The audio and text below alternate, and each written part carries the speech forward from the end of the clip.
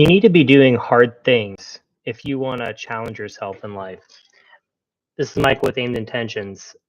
Thanks for joining me today. I had some technical difficulty over the last day, but today I want to talk about why it's important to do hard things, and uh, we'll just get right into it. So I found this one post on X.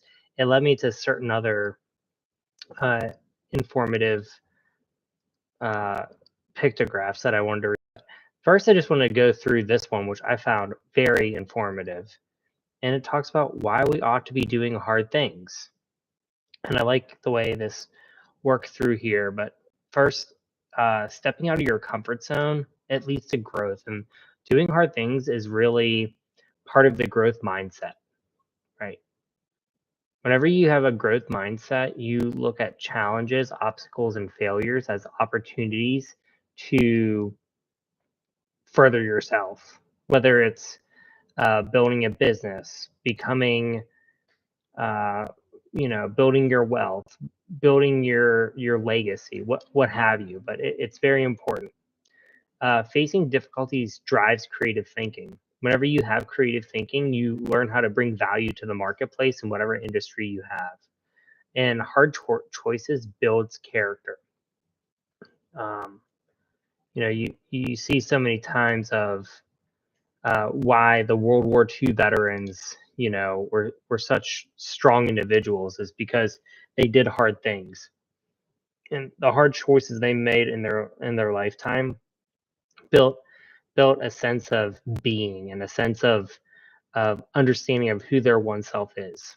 Overcoming challenges together strengthens relationships. So if you do this with a spouse or business partner or whatever, it builds your relationship. And part of, they say that your wealth is contingent on the 5 people that you hold closest because your relationship capital breeds who you are. Performing difficult tasks builds skills. And whenever you build your skills, as I've mentioned before, you build your ability to instill an impact and value into the marketplace in whatever industry you are. Enduring tough times demonstrates commitment. And whenever you have a brand, a personal brand that shows that you can be committed and you are dependable, you get selected more for uh, positions and opportunities for leadership. And learning to navigate uncertainty improves your decision making. And when you look at those who are good at decision making, really it's because they have had ample opportunities to practice complex decision making. As a physician, I am often asked by my trainees, how do you know what path to go down whenever taking care of a complex patient? And honestly, it's because I've had to make decisions multiple times and understand that pattern recognition. And I don't think we can truly understand how you improve your decision making skills other than the fact that people who've had to do hard things and understand the complexities of decision making uh, get more experience at navigating this uncertainty. Empowering others to tackle hardships builds confidence. And I'm going to get to this soon. Um, well, actually, we can do it now. So, confidence comes from doing hard things. And this actually has to do with transformations of yourself through different zones, right? So, when you're in your comfort zone, you feel safe, in control, but nothing new happens here, right? Like, there's no growth opportunities. Whenever you enter the fear zone, others' opinions hold you back. You make excuses and doubt creeps in, right? The learning zone and the growth zone is whenever you step forward, you face challenges, and you build new skills to stretch yourself. Again, it's all about skill building. It's about developing yourself, personal development. You need to learn how you can face challenges and gain experience from facing those challenges to embark on a path towards growth. When you're in the growth zone, you set meaningful goals, you gain confidence through action, and you turn skill into real impact. And ultimately, your goal is to become in the transformation zone, right? You align your work with your purpose. I've talked a lot about this in the past that, we build habits to fill into our values, which fits into our vision, which fits into our mission, which builds our legacy, right? You lead change in yourself, your team, your world, and you stop playing small, right? Our goal is to leave a lasting impact. We want to have a legacy. We want to be transformative, right? And you do this from doing hard things. And I really like the way that is pictorially displayed. You integrate tough lessons. And integration of tough lessons ensures continuous improvement, and we want to be continuously improving so that we're meeting the obstacles of the day with the best possible approach that we can. And overcoming failures bolsters a growth mindset, and that's what it's all about, right? We don't look at failures as uh, roadblocks. We look at them as opportunities to overcome. Challenging the status quo drives positive change. Pushing through adversity reveals inner strength, and committing to difficult goals helps you to aim higher. Ultimately, this rewires our brain, and our dopamine levels adjust to new heights, and your habits become your new status quo.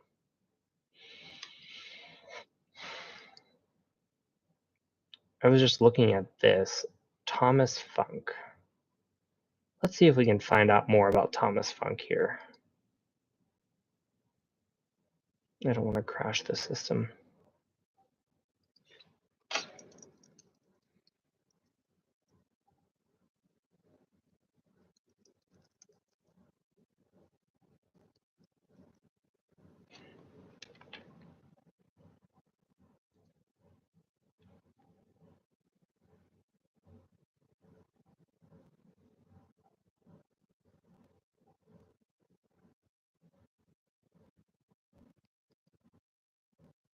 There's a lot of Thomas Funks out there.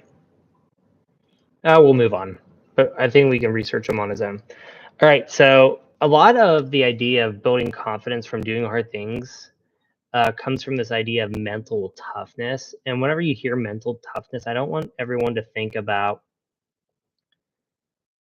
toxic masculinity, et cetera, et cetera. What we're really thinking about is how do we build resilience to do the hard things so that we can embark on this idea of having a growth mindset. So there's this 4Cs model uh, that talks about control, commitment, challenge, and confidence. You have emotional control and life control, right? Keeping your cool no matter what happens. It's one of the things you need to do is control your emotional state whenever you encounter hard things. Commitment, staying focused on your goals no matter the obstacles. These are achievement oriented and goal oriented. You wake up early every day to work on your business, even when you don't feel like it. Yeah. So the idea of being committed, right? You're goal oriented, having confidence. You're new to a job, but you trust that you'll catch on fast and do well. Believing in yourself even when things get hard. Yeah. And the other idea to having mental toughness is challenge, seeing tough times as chances to grow. You're being growth. There's a growth mindset here. And then there's 6 methods for more mental toughness. The self-talk audit. Monitor and challenge the words you use with yourself. For example, for 1 week, jot down the negative phrases you tell yourself and replace them with empowering ones. That's a good idea to build mental toughness. You can also use the visualization technique. Set yourself up to win by seeing your success before it happens. Spend 5 minutes a day visualizing a goal and imagine you've already achieved it. I jot in my journal every single day the same phrase, uh, and it helps me continue on the path towards embodying that idealism that I have. I'm sure all you know David Goggins, the 40% rule. Your mind will try to stop you early, push past your comfort zone. When you feel like quitting, realize you've only tapped into 40% of your potential and keep pushing. So that's the idea, is whenever you get to the point where you feel like you can't go any further, if you visualize and believe that you've actually only accomplished 40% of what you can, you feel like you can go much further, right? It's a way to overcome that obstacle. Ulysses contract: make a pre-commitment to avoid temptation or quitting. I do this, right? And my you know potentiator document that I've talked about and I've showed you on this channel before, you write a contract with yourself, right? You do this before you embarked on your goals, because if you have a contract with yourself, you've already committed towards that outcome. When facing a situation that requires a lot of willpower, risk something you value, have someone hold you accountable, right? The RAIN technique: for strong emotions, recognize, allow, investigate, non-identify. When you're feeling overwhelmed, take then a deep breath, then follow the 4 RAIN steps to gain perspective. Maybe y'all can talk about explaining that more in the comment section. The Stoic worst case method: imagine the worst to appreciate your present situation. Yeah, I'm a little bit of a toxic positivity person, and I always say things can be worse, and that usually drives people crazy. But it can be good for building mental toughness. So today, I hope you gain value from understanding why it's important to do hard things, to understand a little bit more about how confidence can be gained from doing hard things, and some ways that you can build your mental toughness over time. Building mental toughness over time will obviously take practice and an overnight sensation. However, I do feel that if you start to embody some of these idealisms, they become part of yourself eventually.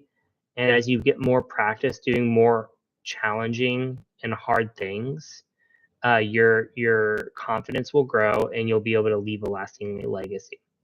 Well, this is Michael with Aimed Intentions. I will see you next time. Don't forget to like and subscribe. Take care.